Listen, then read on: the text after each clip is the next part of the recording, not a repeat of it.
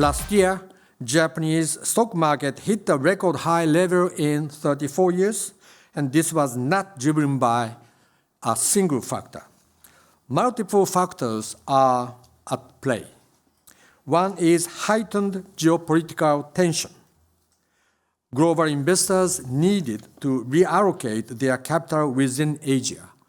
Because of the size of the market and stable legal and political environment, Japan received a large part of this capital. The weak yen and low interest rates were a strong factor.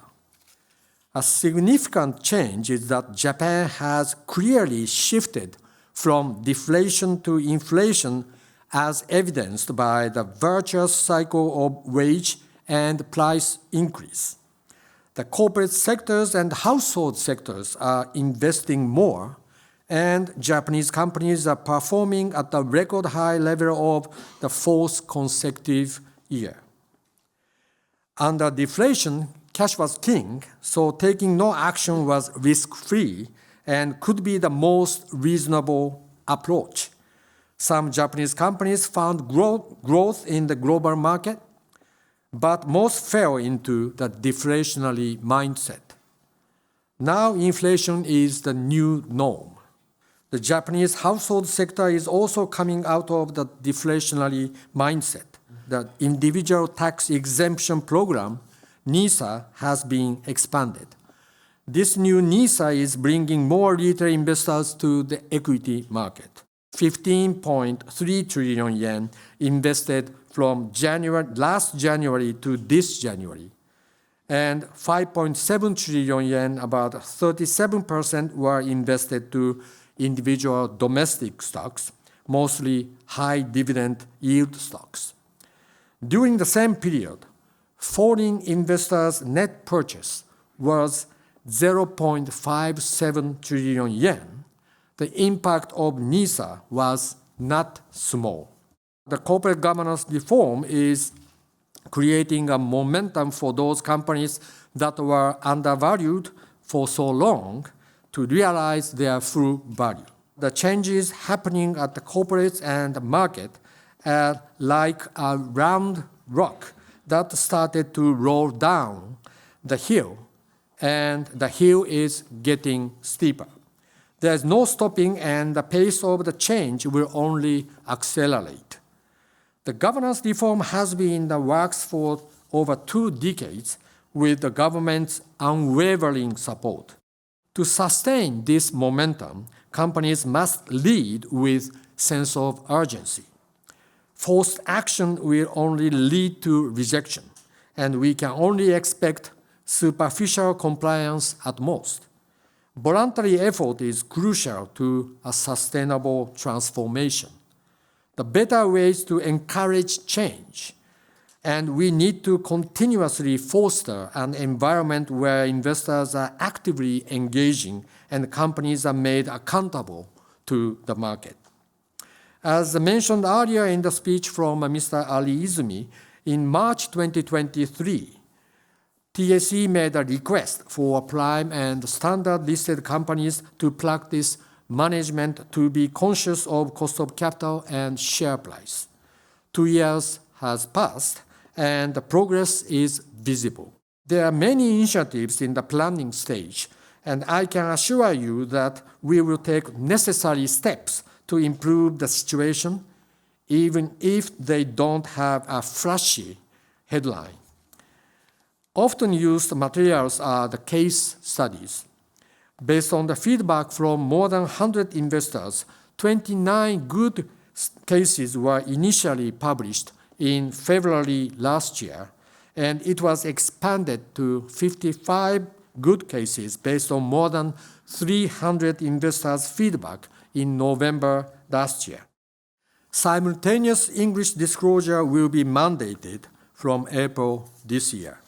We are reviewing the issues around the process of MBOs and increasing transparency around parent-child listing.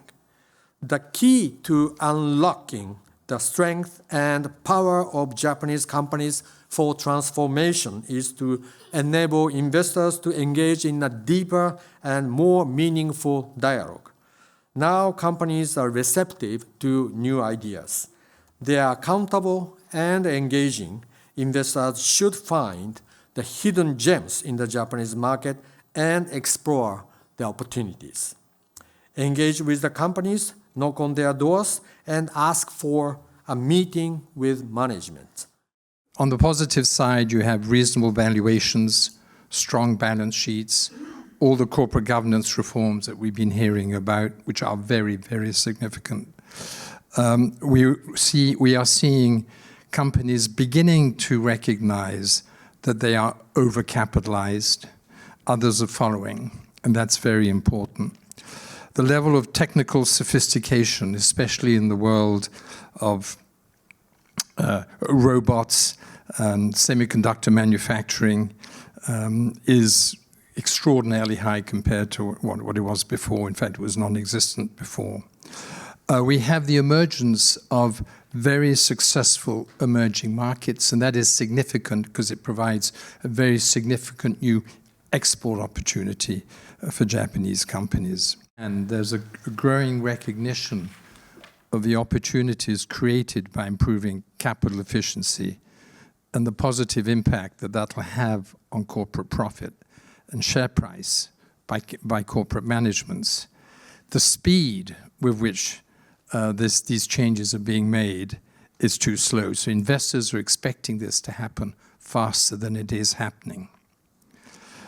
Secondly, in better managed companies, we are seeing a transition away from traditional hierarchical promotions based on age and experience to more of a meritocracy and greater flexibility. And yet again, investors are expecting that to happen faster than it is. Thirdly, more than lip service is now being paid to appointing genuinely independent directors. I would also emphasize the importance of R&D. You know, it's one thing to adopt some of these policies, but it's terribly important to remain on the cutting edge, given the speed of technological change. Oh, I do see a bright side.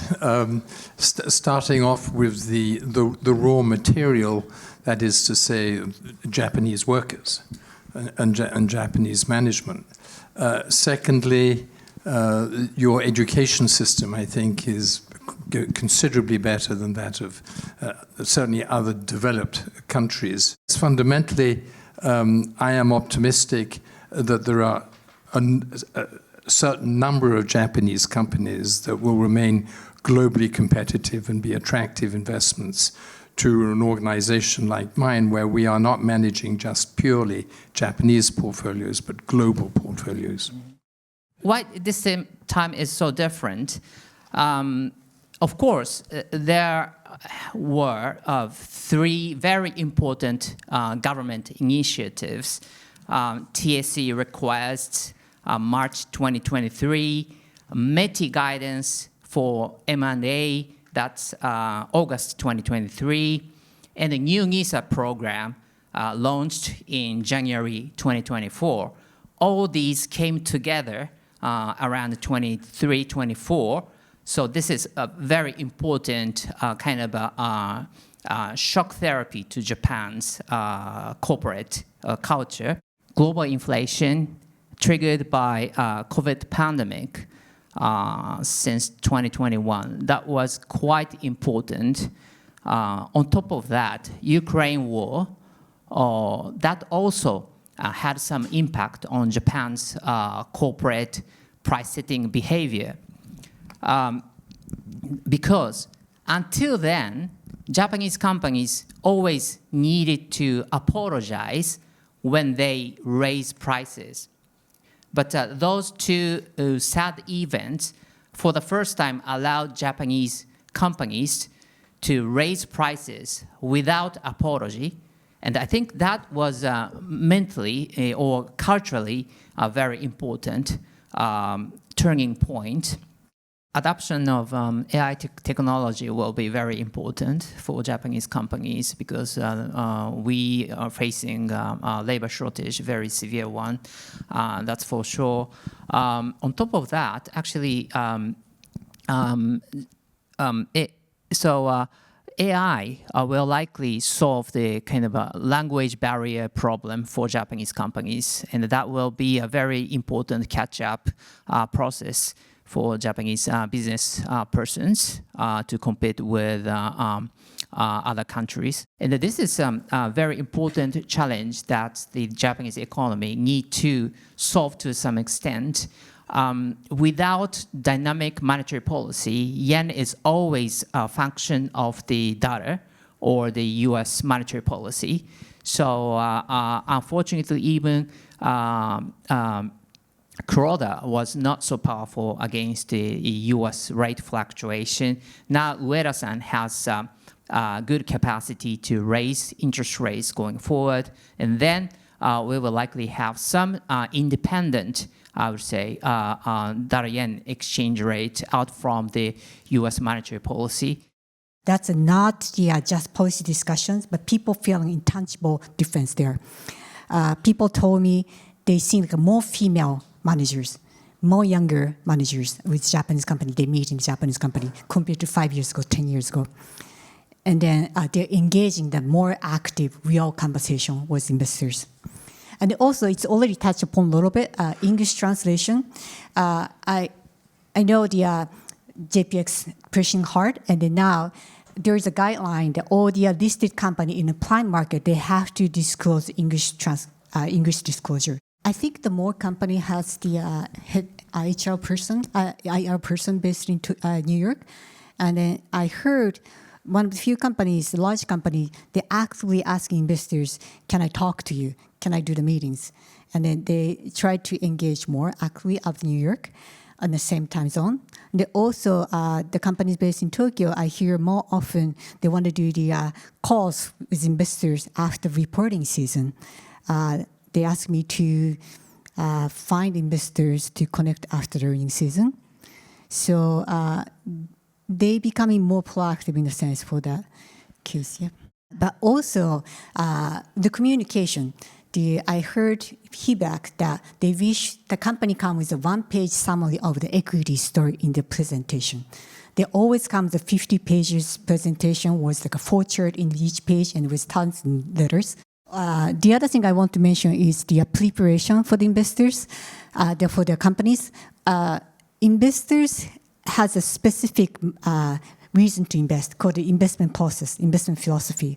So it tends to happen. Japanese companies come here and asking, is that long only or hedge fund? And they care those things, but they don't really look into what kind of investor they're meeting. I think it's very important to learn investor better. Because learning investor and also learning yourself and matching it, same with like a job opening, applying the job opening. You have to understand yourself very well and think about which investor can invest in you.